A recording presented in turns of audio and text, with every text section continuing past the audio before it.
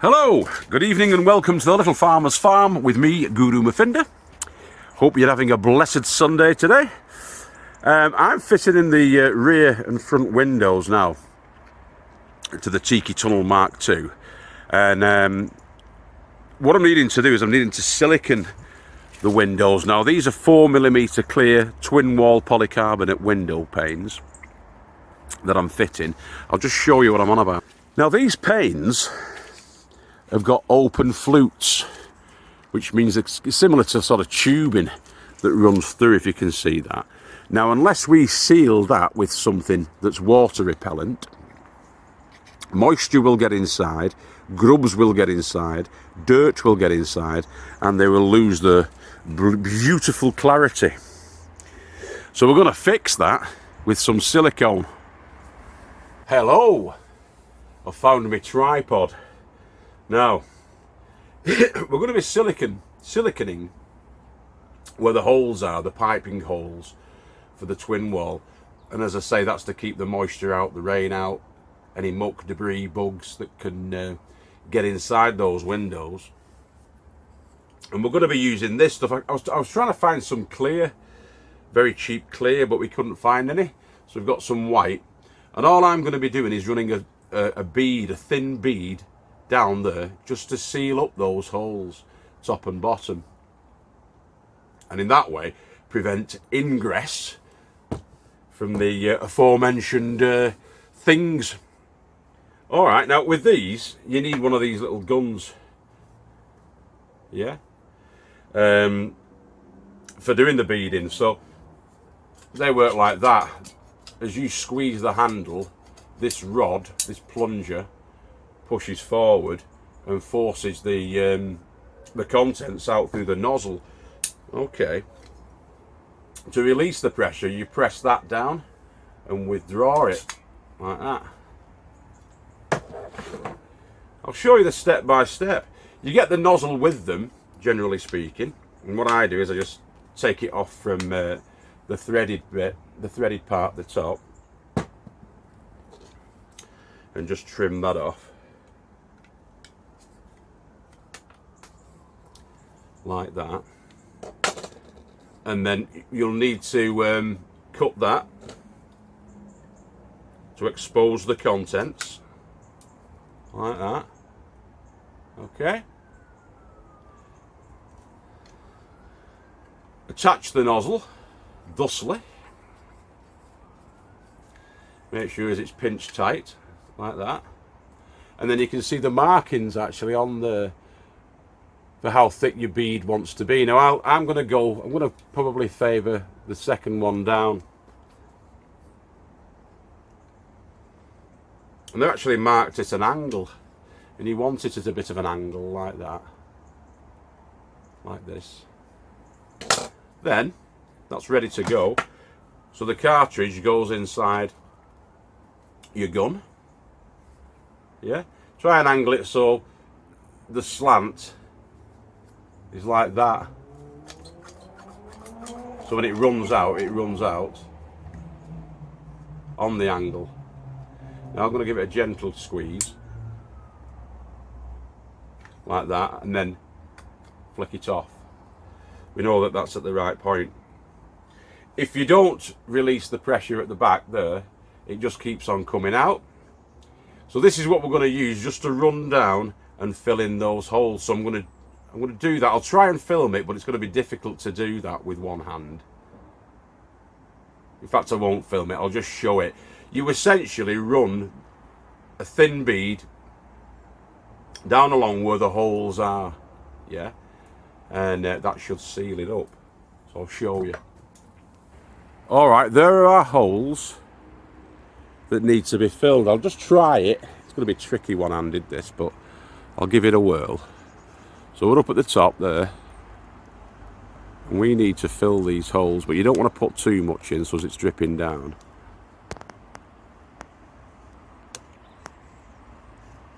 Yeah, it's difficult one-handed, this. None of this will be visible. You're just filling that hole in. Let me carry on with that and then I'll show you the finished product, okay? Okay, so that's been silicone sealed. That'll prevent any ingress, as I say, of the water, dirt, any other contamination from getting inside there. That's sealed up now, top and bottom. Any excess that you've got from when you've done it with your glue gun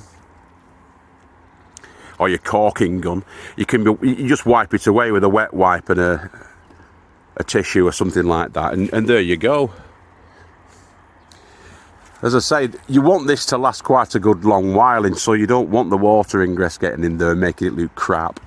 You can clean the outside surfaces easily enough, but getting inside there to clean, it's going to be a right pain in the backside, so you do need to seal them first before you fit them in. Alright, boys and girls, I'll carry on now, trying to get as much as I can done today. The weather has broken, thank the Lord, and so we could have a couple of hours worth of work getting done on this today. But I'm just getting this back part done, and then I'll carry on with the sides. Now, to fix these windows in and get them properly seated, our twin wall polycarbonate is 2 feet wide. It's 24 inches wide. So what we need is to have about an inch of timber, at least, to fix to. So that's got to be short. That's therefore got to be narrower. The aperture has got to be narrower than the 2 feet in order to do that. So I've measured out from the sides here, and that from here, hang on, from this bit to this bit, right, no, sorry, to this bit, oh god, let me just try again. Right, this marks at 25 inches, and it's 25 inches from the end there. So what'll happen then is when I put the piece of wood, of timber in, like this one, that noggin in on this side, then the glass, for want of a better word, I'm not going to call it polycarbonate, the placky glass will sit nicely like it is over here. Alright, what I'll show you next is what I'm going to do to make sure that that angle is spot on. What I'm doing to make sure that that angle is spot on with no messing about. I'll show you. Okay, first of all, I need to know this distance between there and there. Now that's the bottom of this to where the angle hits the upright. I want to know this distance from there to there. And so we measure it with our trusty tape.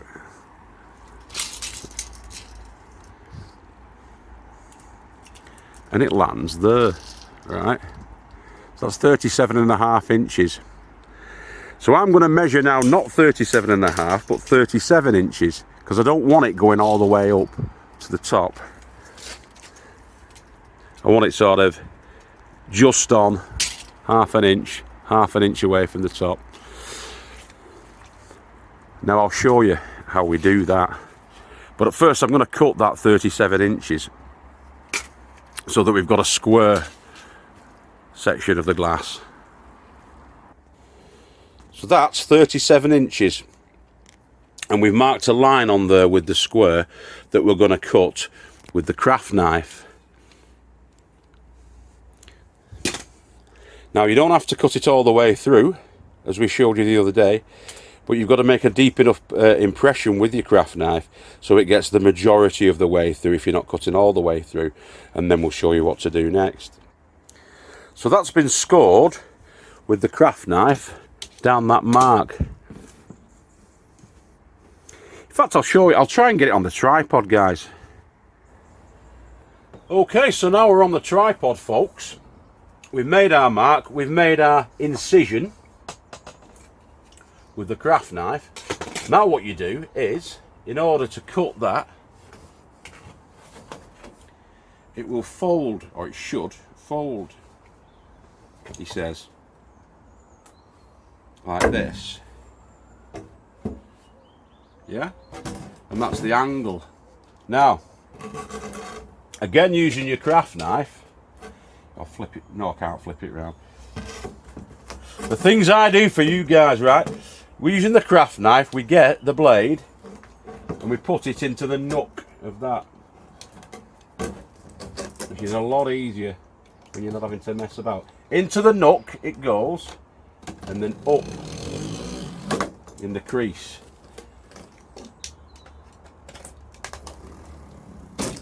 Like that. And then you've made your cut. Simple as that. You do the same sort of thing with plasterboards if you're fitting plasterboards. Incision on one side, fold and cut up. As long as your knife's nice and sharp, you're going to be laughing there like this. Right, see you in a bit. Alright, so all that I've done with the piece that we've just cut is I've put a couple of staple fixings just to keep it in place for a second or two while I mark on the opposite side. It's best to get all this plastic window stuff put on before you actually fit your sheeting, because you've got a lot more room to manoeuvre. Alright, so onto the reverse side of that, I've just made a mark with a felt tip pen. That angle will now be precise, or it should be. And yeah, so we'll just get that cut. Again, same way as before with the craft knife. Make our mark, do our fold, cut it, and then install it. Of course, you do sacrifice 2 staples doing it this way, but it's worth it, trust me. Now, the light's defeating us. The weather's killing us and the light's killing us at the moment for getting this done, but there's one completed window on the right hand side and an almost completed window on the left hand side. I've had to piece in because the windows are not quite wide enough. There's about another 8 inches of a corner cut that I've done on each side there. And then obviously we're just going to put the beading round it, the handy battens around it, filling in the gaps. I'll promise you faithfully now, I've got that window more or less in. I've done that window as well. I've also brought that door a little bit more forward, and I've put a what do you call it, a threshold in at the bottom there that's all levelled up. So that's ready for getting the door put on it now. So the door will be going on. The lifting window will be going on at the back here. That's going to be a lifting window. I need to fill in these blank areas so we've got something to staple to with the sheeting. So the sheeting will go on to that. Yeah. So that may need actually to come down another little bit, and that'll be filled in with timber on the back face of it, so we can staple to that. I've got my mate coming down, Daryl, tomorrow, star of stage and screen, and he's going to be giving us a lift. So hopefully we'll be able to get the majority, if not all of it, done tomorrow. So there we go. Yeah, sorry it's becoming a flaming saga this, but it's the weather. We've had nothing but freezing bloody rain for the last, it must be 10 weeks now. Every day, the majority of the day, freezing rain. It's not good, that. It's pretty bad. But you've got to keep your spirits up, you know. These are not crucial issues in the middle of a global pandemic, are they, really? But I want to get it done, you know. I want to get the old... this is the baby brother of Tiki Tunnel 1, and I want to get it done. I'll promise it'll be done for Christmas, definitely. Definitely. Scout's honour. It'll be done for Christmas. I'm off next week anyway, so I'll have... Monday and Tuesday, weather permitting, we'll have it done. We'll have it done. Definitely have it done. I'm driving myself insane with it now. But yeah, it's the conditions that we're under. The light's fading now. The moon's out, crescent moon, and the light's fading. But it'll be. I mean, it'll be great, won't it, when it's done? It'll be spot on. I'm thinking it's going to be absolutely fantastic, this thing, when it's finished. It'll be better than that one. And that one's ace. But yeah, it's just... it's taking its time, isn't it? I'm still a fraction under the 300 quid. I got those handy battens. I got another 20 handy battens. So that was £19.80. So that's taken us up now to £298 and 80p, I suppose. No, £299 and 80p. I'm sure I've got everything now, though. We've got the staples, they're all right. Got plenty of screws. I've not done the gutter yet, have I? I've not done the gutter. There's another 30 quid. We're going to be over the 300. But have a look at it, it's beautiful. Oh, look at it. It's going to be absolutely fabulous when it's completed, that. And bomb-proof. Proper Heath Robinson job. Yeah, bunker buster wouldn't shift that thing once that's completed. Joe was taking the mick this morning, the wise old elf. He said he's going to condemn it, because he's a plot inspector. He says, I'm going to have to condemn it. Anyway, I feigned amusement at that. But yeah, it's going to be spot on when it's finished. Got plenty of wood. We've got everything surely now that we'll need for that. And it'll come to 330 quid, I reckon, with the gutters on. Gutters on both of the long sides, leading down into our drums. Water collection's going to be sorted out there. We've got the pavers, we've got the rest of the beds for completing on the inside of it. Yeah, that should be about right, that. And when you think about it, for a 12 foot by 8 foot greenhouse, you're going to be paying about 450, 500 quid, aren't you? So, yeah. And I'll have built it myself, and it's looking smart. I'm all about the aesthetics, me. Aesthetically pleasing to the eye, that's going to be. I'll tell you that for nothing. Let's see if I can... Oops, almost killed myself there, as usual, in the fading light. So yeah, it's going to be sorted. It's going to be brilliant, innit? Get some doors on for you tomorrow, and that window at the back there, lifting window.